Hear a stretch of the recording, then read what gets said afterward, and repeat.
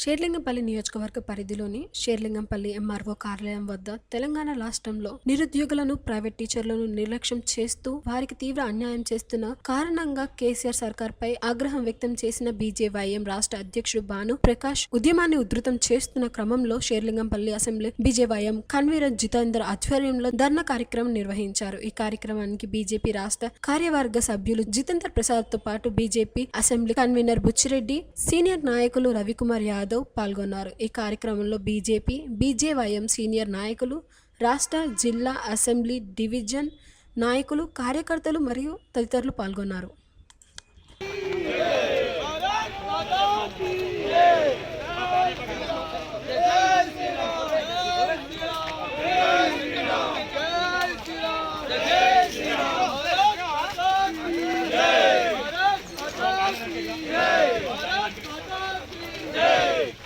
Bharatiya Janata Yuva Morcha, Bharatiya Janata Yuva Morcha.